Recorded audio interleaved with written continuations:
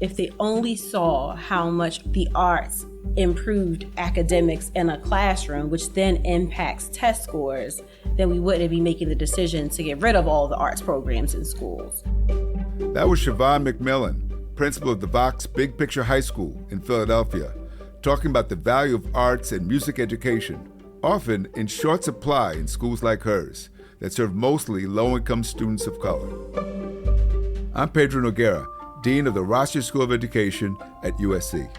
Welcome to the first episode of Sparking Equity, a podcast series focusing on the best strategies for ensuring that all students succeed. In this episode, we'll take a close look at what American Academy of Arts and Sciences describes as a crisis in arts and music education.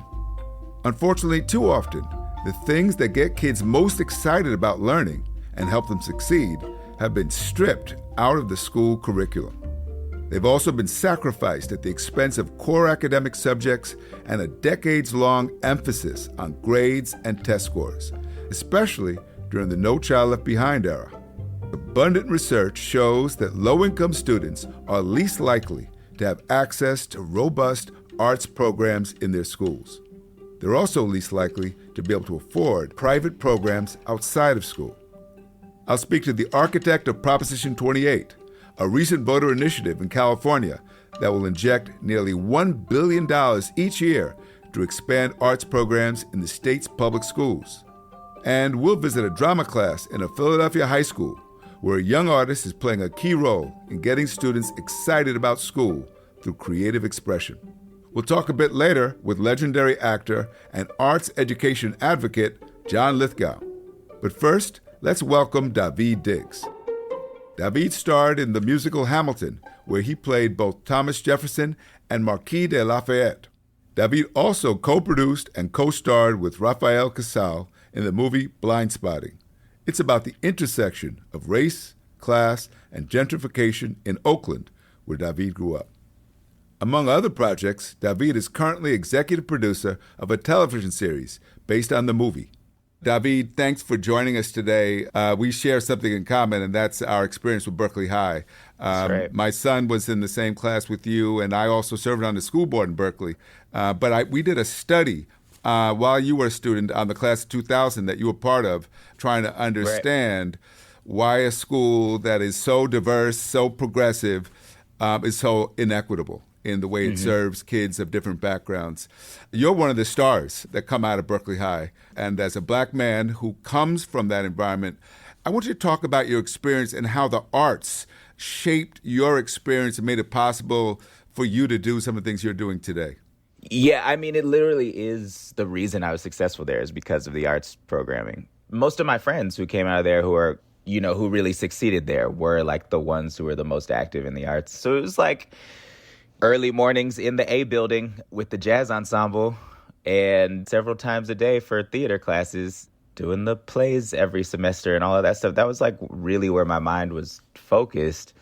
And not only does that give you something to engage in and keep you out of trouble, but also the community you create, the skills you learn in terms of the importance of imagination in any sphere, right? Like being able to imagine a circumstance different than your own is a really useful skill because you can actualize that. It means you can work towards goals. And I learned all that being a performer and being around performers and working with the arts. Your experience at Berkeley High is unique in some ways. That is that many black students don't get to participate, don't get the benefits of that kind of education. What made it different for you? Yeah, definitely really active teachers, really active parents. I was always encouraged to do the things that I enjoyed, right? And so I did enjoy the arts, and I was going to find a way to do that everywhere. I was particularly motivated in that sense, and I had developed like a community of peers who were similar also. So even when we weren't in school doing it, we were outside writing plays or making music or whatever. Like we were doing art all the time at the expense of school often. But I was particularly focused on that, I think, just walking towards the things that I love. I had the good fortune of discovering that early in life, you know. Look, I was super successful at Berkeley High School, and I took every AP class there was, and I was the only person of color in any of them. Like half of my school day, I wasn't around any students of color in the most diverse high school in the country. So what do you think about the potential of using the arts as a way to get kids more engaged? You know, it worked for you, but you came in, like you said, with an orientation, an interest, a motivation. Your parents encouraged it. But there are a lot of kids like me out there who didn't have that kind of exposure and background. Do you think it's going to have the same kind of effect, or should we expect that? I do think so, because I think you're casting a wider net. The arts have an opportunity to reach students where they are.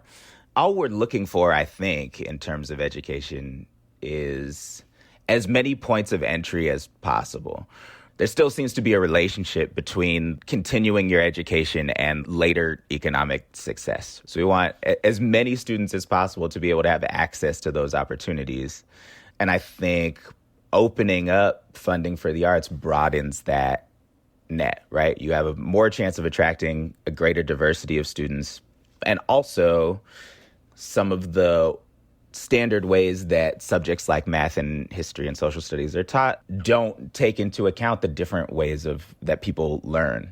And arts, by virtue of the fact that they only exist in collaboration, that they're about, it is about communication. I've taught poetry after school and developed curriculum in San Francisco for a while. And it's not like we would only use poetry class to teach poetry. I was in there coordinating with humanities teachers and with social studies teachers and history teachers, trying to figure out a way to use this kind of engaging teaching method that was allowing kids to write their own stories as a way to connect to the things they were already going to have to learn in their curriculums. We did the same thing in Hamilton. Look, every public school sophomore in New York eventually got a chance to come see that show. And those days, those student matinee days, there was a whole curriculum developed for the city of New York, and the kids would then put their sort of stories performed however they wanted to on stage. So I would show up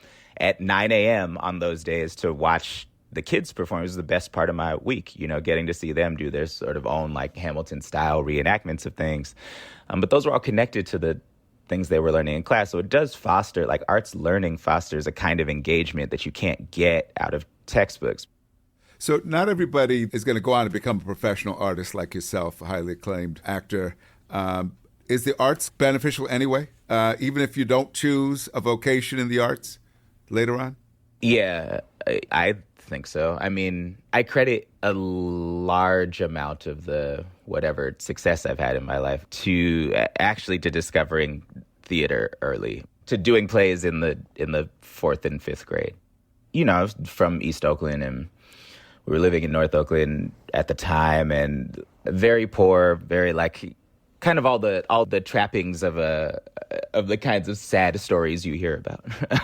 But I never really felt much of that. I was constantly imagining situations other than the one I was in. And that particular thing, I think, is very useful. It's a very useful aspect of the arts, is that, and particularly performing arts, is having to put yourself in somebody else's shoes. And it also is a gym for empathy and communication and all of these things that I think are necessary for the creation of art. Yeah. And I think all of those skills come into play all over the place. Some of the most successful, like, businessmen and women I know were improvisers in college, right? And that's the skill set they latched onto, which has allowed them to sort of navigate those channels. I think everyone I know who grew up practicing the arts, no matter what they are doing now, and most of them are not professional artists, turned back to their work in the arts when they were young and realized the many ways that they use that still. So let me ask one final question. Is there something that you learned as a high school student at Berkeley High or later, a poem, a song that you want to share that as an artist has impacted you from early on and shaped who you've become? Oh, wow. That is wild. Hold on. Give me a second. There's got to be something still in there. Oh, man. You know what's funny?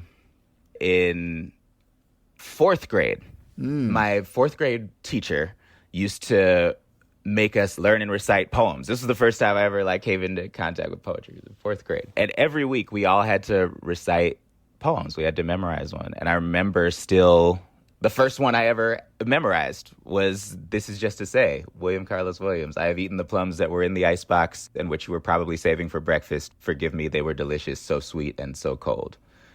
Yeah, that's still sitting in my brain somewhere from when I was 9 years old. All right. Well, thanks for sharing that, David. Thank you for being so generous with your time and for your advocacy for the arts. Yeah, of course, Pedro, and thank you for your work. And yeah, let me know what I can do.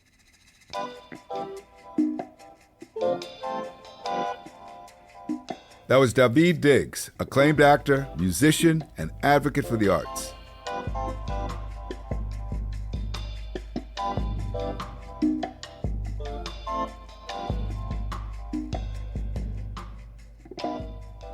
Fortunately, there are some exciting new efforts underway across the country to expand arts and music education that I think could serve as models for other schools and districts.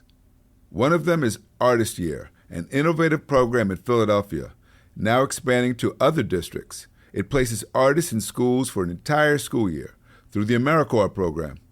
Our executive producer and longtime education journalist, Louis Freedberg, went to Philadelphia to check it out. Quiet on the set. You got it. Quiet on the set. It's first period at Vox Big Picture High School, a small school of just over 300 students in downtown Philadelphia. Many of its students live in public housing. It's early, and Kathleen Batz's drama class students have to fight through their sleepiness to summon up their acting skills. 3, 2, 1, action. Then I felt this uncomfortable power in my body. Then I just gave him a light push. And then he flew down the hallway, bro. I was shocked. I was terrified myself. That's crazy. Students sit in small groups, taking turns reading the scripts of plays they have written, mostly reflecting experiences from their own lives. Pitching in to fill in some of the parts is Khalisa Hamid, who has been assigned to the school by the non-profit organization ArtistYear, which places artists in schools in partnership with the federal AmeriCorps program. I wanted to use my skills to give back to my community. I love serving, I love people, and to have that combined with my art, it was just perfect. Khalisa believes the skills students are learning are preparing them for challenges they'll face in their lives later on. When they're creating their scripts and they're creating their stories, they have to learn how to collaborate with each other and learn how to merge their stories into something that makes sense, which in a way sounds simple, but when it comes to different personalities wanting to tell their own stories and having to make it work with different people, that's a basic life skill that is going to carry them so far in the outside world. And learning how to stand up straight, speak loudly, speak with confidence, and perform as if you're not performing and performing as yourself, that's something that can be carried into the workplace, into interacting with different people. So it's drama, but it's more about building yourself up as a speaker and as a presenter, which they can take anywhere. Khalisa is a writer, poet, and music producer who was recruited to the school just a year ago when she graduated from college. The mission of the organization is to bring arts education to students and schools that need it most, typically those serving low-income students of color. To that end, they place young artists called resident teachers' assistants, mostly in Philadelphia, but also in New York City, North Carolina, and Colorado. It makes a huge difference. That's Kathleen Batz, the drama teacher at the school, where she is the only arts teacher. Like Miss Khalisa, everyone refers to her simply as Miss Kathleen. Like a lot of schools in Philadelphia and other large cities, we do not have full-time arts teachers in all of the core areas. And so it's sort of an art department of one. So to have not only somebody to team up with, but Miss Khalisa comes into the classroom with fresh ideas, fresh energy. She also has a perspective as an African-American woman that is very valuable. And she has a background in music and poetry. And so she brings those elements not only to drama classes, but to our English classes as well. The sophomores in Kathleen Batz's class appreciate Khalisa's presence and see the value of their drama lessons extending far beyond just being creative and having fun. Sahara Wilder is an enthusiastic 10th grader. Like we learn to enunciate, we learn to like show what we're doing instead of saying it. We learn a lot, and it can carry on to like our everyday lives and in interviews and stuff like that. And his classmate Quentin Pierce agrees.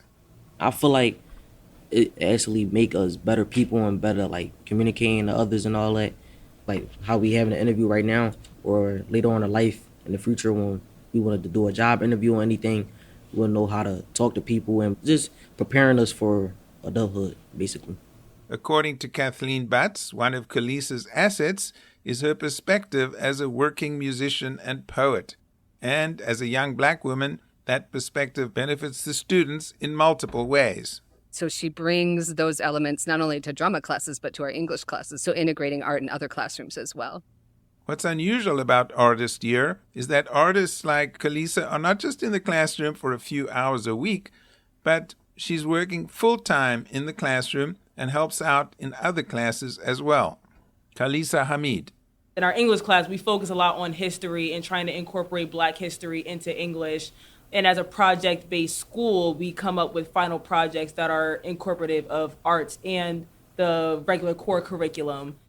Vox is what is called a partnership school, a partnership with the Philadelphia Public Schools, the Housing Authority, and Big Picture Schools, another nonprofit organization. And Siobhan McMillan, its principal, is painfully aware that it lacks the resources to mount a robust arts program on its own. And that's why the presence of Khalisa and the other ArtistYear residents in the last several years has been invaluable. When you have a small school, we have what they call the small school problem. You have to prioritize how you're going to staff your school. All of our students have exposure to art, but not necessarily through a certified teacher. Principal McMillan says ArtistYear residents have been placed at the school for the past 4 years, and she's been especially impressed with Khalisa. Our students, they have put on a spoken word artscapes. They have put on shows. They have showcased their art. All with the help of Miss Khalisa.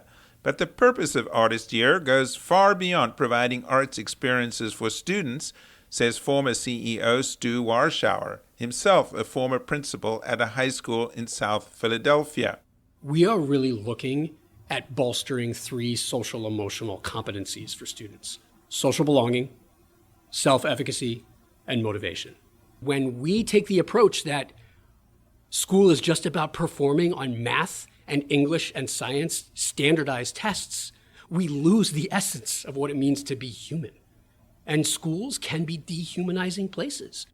Arts can counteract that dehumanization, Warschauer says, but only if we dramatically rethink its place in a well-rounded education.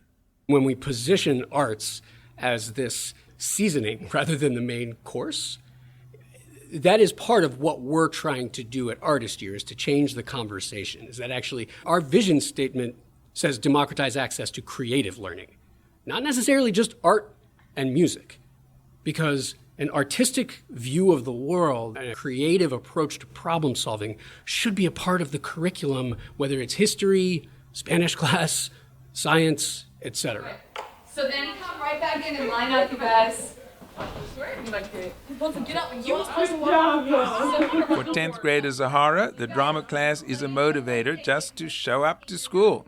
If you know me, I'm not a school person. Like today, I wasn't going to come, but then I was like, we had performances, and I'd be like, yeah, I have to be there. And so I had came. It's like certain stuff is like anything that can get my attention will bring me to school. Warschauer says it's critically important that arts education be viewed as an essential part of the curriculum at schools serving low-income students. Urgent work needs to be done and needs to be funded to ensure that the educational and artistic opportunities that students in more affluent districts are available to those students who come here, for instance. And I believe that time where it is necessary has already passed. And this is urgent. Come back in and line up quietly so the audience can give you like full on applause. Look around at your classmates. Everybody's in line. 3, 2, 1. Take your bow.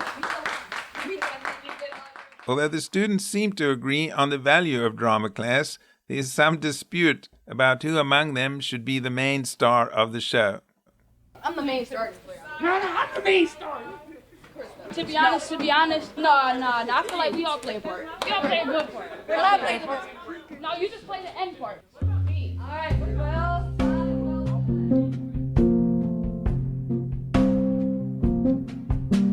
Louis Freedberg brought us that story from Bach's Big Picture High School in Philadelphia. It's a great example of how federal funds, supplemented by philanthropic dollars, can be used in creative ways to enhance arts education. But there's a lot that states can do on their own. California is leading the way with Proposition 28, an initiative approved by 2/3 of California voters last November. As I mentioned, Proposition 28 will target an additional $1 billion each year to expand arts programs in the schools. Some of the funds will be targeted to schools serving a large proportion of low-income students.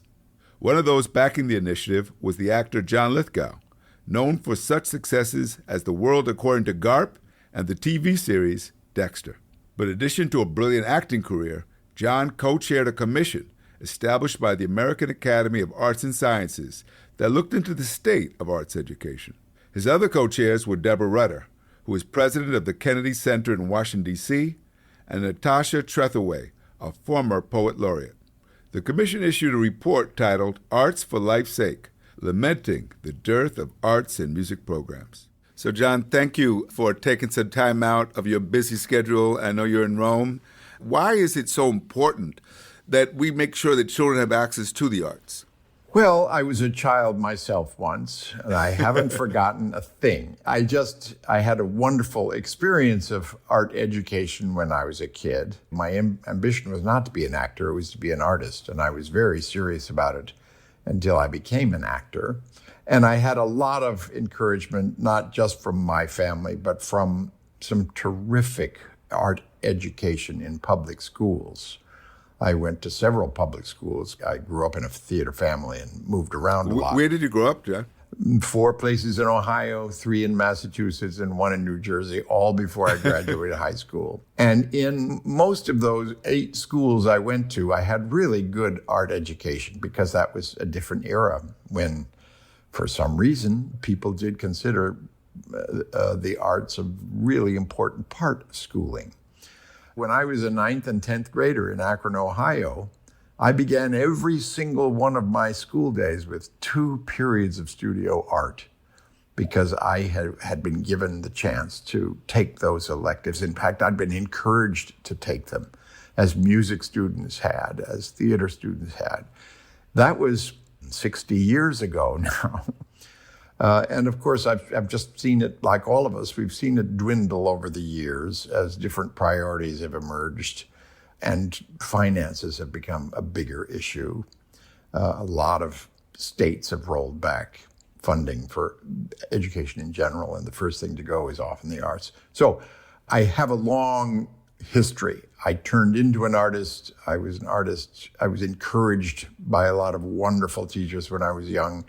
And I have somehow or other grown up with this sense that it's just an essential part of a kid's development. I'm an actor, and the verb you use for acting is play. I play parts. Well, children play. That's the first artistic activity they do, is playing. And I think play is an important part of education, unleashing a child's imagination and creativity. I think part of what's happened is policymakers are fixated on test scores. Test scores are measurable. Test scores in math, in reading, allow us to know whether or not, hopefully, a child is making progress in some key subjects. But play, music, art, these are hard to measure, certainly hard to measure the benefits. And I think that's part of the reason why it's gone from being something we saw as essential and foundational to learning to something that's an afterthought, the first thing that we'll cut as soon as the budget gets tight. So how would you, if you were speaking to policymakers, and hopefully there's some policymakers out there listening, how would you make the case that the arts should still be integral and central to what we do in education? First of all, it is hard to make the case, but because it's hard to quantify.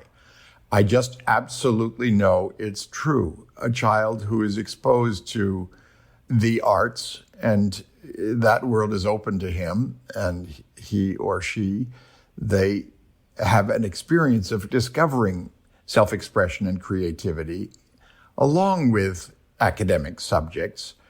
It makes them more educable. It makes them more eager to go to school. It makes them have a better time at school. I could say the same thing applies to sports. Sports, for some reason, thrives no matter what. It's always encouraged. It's always financed. Schools are encouraged to compete with each other for the fun of it. For athletes, it makes schooling a lot more exciting. It's a lot more exciting for just about every kid to be given a chance to experiment with the creative arts. In my mind, it's not just a question of being happier or being more joyful, but it is. It makes you eager to go to school. To me, a happy student is a better student, and a student who's miserable, who thinks of school only as drudgery and preparing for test scores, is not going to be as enthusiastic about education. He's not going to be as likely to complete school. There is plenty of data to support this, but there are a lot of things that are immeasurable. In my mind, it's simply a fact. A creative student is a good student. And a student who is not encouraged to be a creative is not going to be as good a student. I agree. And as I'm listening to you, I'm thinking of something my friend and colleague Howard Gardner pointed out several years ago. He said it used to be common throughout America for every kindergarten classroom to have a piano, and for the kindergarten teacher to know how to play the piano, because we understood how important music was to child development. But today, the pianos are gone, and increasingly music is treated as an afterthought. So something has happened in the way we think about what's important. As you pointed out, sports are still seen as essential. It's hard to imagine a school in Ohio or Texas that wouldn't have a football team, despite the risk associated with football. But when it comes to music and art and theater, that's seen as an extra. And as a child growing up, I didn't come from a musical family or an artistic family. And, had it not been for school, I would have never had the exposure. And what we see often is kids from low-income backgrounds in particular are losing out on this exposure. So I wonder if you could talk about that, the kind of the socioeconomic dimension of who has access and who doesn't. Well, that's another extremely important factor. And it's dealt with at length in the report that our Arts Commission generated. It was always a very high priority for us to deal with issues of access and equality of access and diversity. Prep school kids get plenty of art, and they have superb facilities and very well-trained teachers. Public school kids don't. They get some if they're lucky, but there are so many of them that get none at all. The thing that made us all very happy, we generated these reports from the American Academy of Arts and Sciences, and they got a lot of attention. But one area in which the report became a vital reference point was in this terrific initiative in California, Prop 28.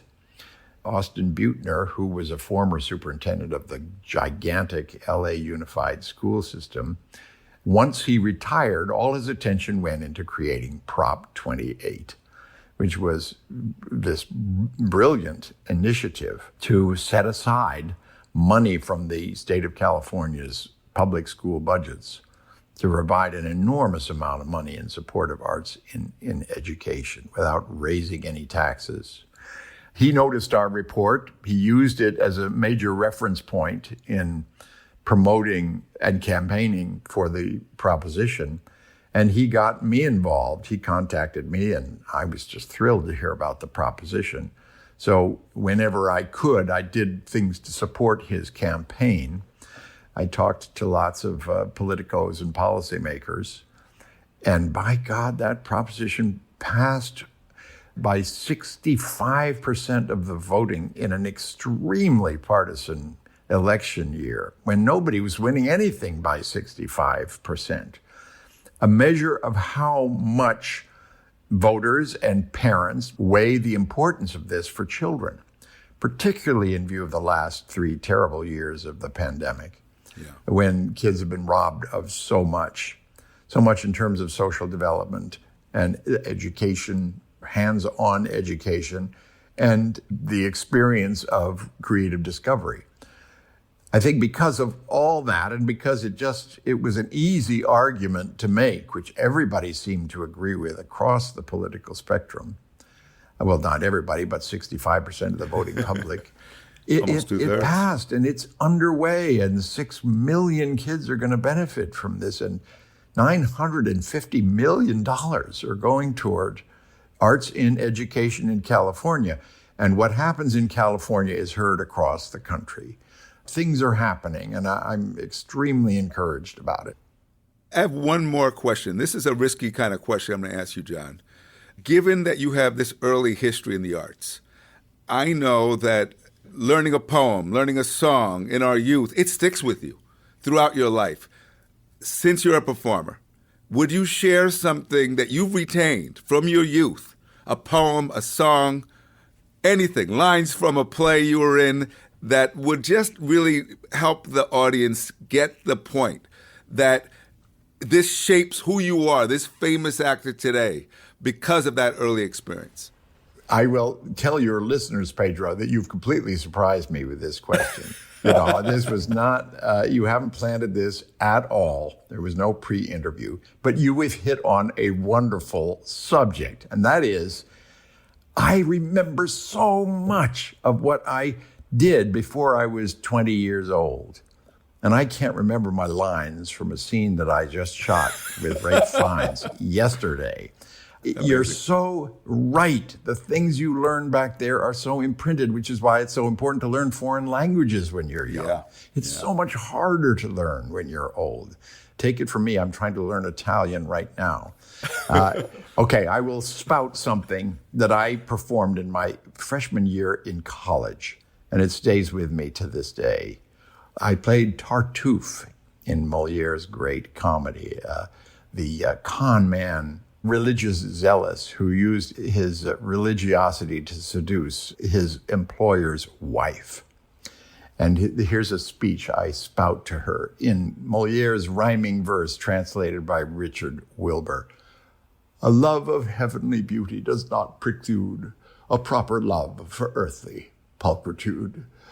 Our senses are quite rightly captivated by perfect works our Maker has created. Some glory clings to all that heaven has made. In you, all heaven's marvels are displayed. How can I look at you, oh glorious creature, and not adore the author of all nature, feeling a love both passionate and pure for you, his triumph of self-portraiture. Now, how about that? 1964, I think. Look at that. And Look it at that. stays with me today. That's awesome. Thank you so much, John. And thank you for your time today. And thank you for making the case that the arts still matter and still should be part of the education all children receive. So I can throw all those thanks back to you. It's such a tremendous service you're doing. We're brothers in this.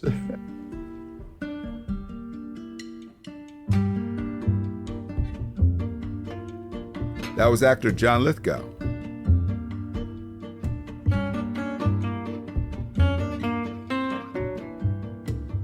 Our next guest is Austin Beutner, the former superintendent of the Los Angeles Unified School District. He's also the architect of the Prop 28 initiative that will give a massive boost to arts and music programs throughout California.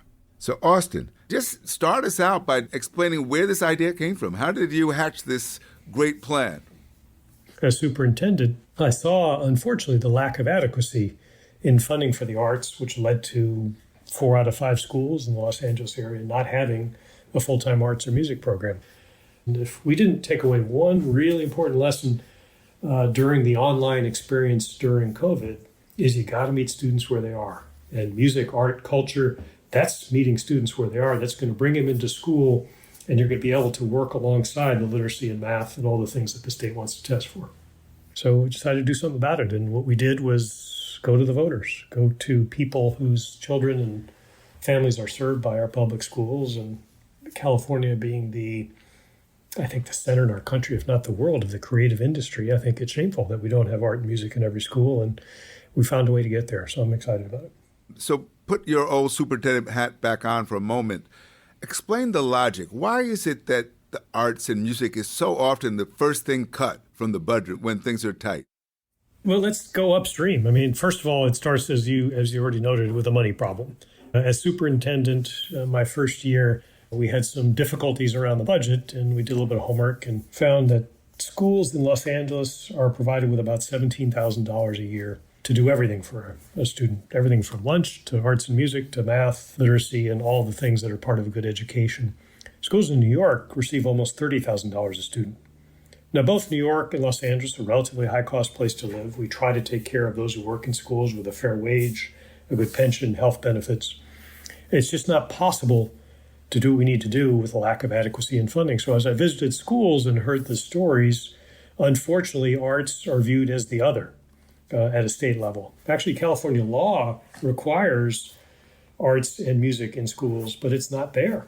So as the state has less than adequately funded public education, the result is arts and music are the first to be cut. And since the only thing the state is testing for is literacy, math, there's no test to show schools that should be providing arts and music aren't, and it's a funding issue, which is what we did was go to root cause and make sure there'll be adequate funding for arts and music, not just this coming year, but forever in California public schools. How do we know that the money's going to get to what it needs to get to? The last thing I want to see is money just go into some pot. We purposely wrote this that the agency lies within the school community. So the bureaucrats in Sacramento or school district bureaucrats can't tell schools how to use this money. 99% plus has to be spent by a school at a school. So one of the concerns I have, Austin, because we've not prioritized arts education, we don't have many arts teachers, right? We have not been producing art and music teachers. So now we've got the money. Now who's going to deliver? How are we going to generate these music and arts teachers and get the instruments, in the case of music, into the hands of kids? It's going to take a little bit of time, and over time, probably 15,000 people will be needed throughout the state of California to work in our public schools in arts and music. But the place you have to start with is making sure people realize there's a career in teaching art and music in schools. And when the funding is continually being cut, it's pretty hard to go to young adults or mid-career people and say, come teach in school for this year. Well, that's not a career. It's this year. Now schools will be able to say, we're building a music program and we will have it not just this year, but next year and for the next decade. We've built flexibility into the way we constructed this so it's teachers and teachers' aides. Okay, the credentialing programs won't be able to catch up with 15,000 people anytime soon. That's, as you know, from the Rossier School and the work you do, it's going to take some time. I'm concerned about how we convince school boards, principals, superintendents, particularly in low-income districts, that this should be a priority. They're under pressure to raise test scores in reading and math, especially graduation rates. You know what that pressure is like. How do we convince them that the arts should be integral to their efforts to educate kids? We provided them with about double the funding. And as you and I both know, there's an historic lack of equity in terms of schools that didn't receive money from the state. Their families could bring in resources from outside in more affluent communities. But it starts with an understanding that there are benefits academically for a student who gets to participate in the arts. The first is, and there was a fantastic study done over the course of a decade in Boston, attendance will be better. All right, attendance is going to lead to higher academic outcomes. We've seen lots of studies, and this is not just Austin Beutner, Pedro Noguera wondering. These are not our wonderings. They're studies which will show students do better in math, they do better in literacy when they're engaged in arts and music. It stimulates the same part of the brain, that critical thinking. It gives students a way to apply literacy and math. After all, music is math. The notation, musical notation, there's higher order math involved. You want to be a songwriter? Bob Dylan won a Nobel Prize for his literacy, for his lyrics, right? Not for the sounds, but for the words. So I think what we'll see in schools in lower income communities which are working to improve outcomes for students, it starts with engaging the students, making them feel welcome, giving them a way into school, literally and figuratively. And I think it's just going to be a more engaged experience for students. I agree. You don't have to convince me. Some of the poorest communities in the United States, whether you talk about Newark or Compton, have produced amazing artists. And that's without an infusion of funding like this. So I think we'll see more in the years ahead. How do we convince other states? California's a blue state. Maybe it was easy to get 2/3 of the voters to approve something like this. Do you think similar things could happen in places like Texas and Idaho in the South, where the need is there, but I don't know if necessarily the same kind of campaign will work? I beg to differ a bit. California is probably the hardest in the sense it's the biggest, right? We had to break through the clutter and all the different things on the ballot. We finished number one, the most popular initiative on the ballot. And I think one thing about arts and music, it's universal. Yeah. It's universal whether you live in Texas, Tennessee, California, or Hawaii. And I think it's that experience we've all had being part of something, expressing ourselves through arts and music that we can try to reach as we expand this idea. My hope is in the not too distant future, 49 other states will follow our lead. I can see now why you were the leader of this effort, because you, I think, really persuasive in making the case for why the arts should be integral to education. And so thank you, Austin. Well, thank you, Pedro. It's my pleasure to be with you. There's 6 million kids in California who will benefit in our public schools. There are 55 million across the country, and we shouldn't quit on this. We need to make sure that all 55 million get a chance to participate in arts and music.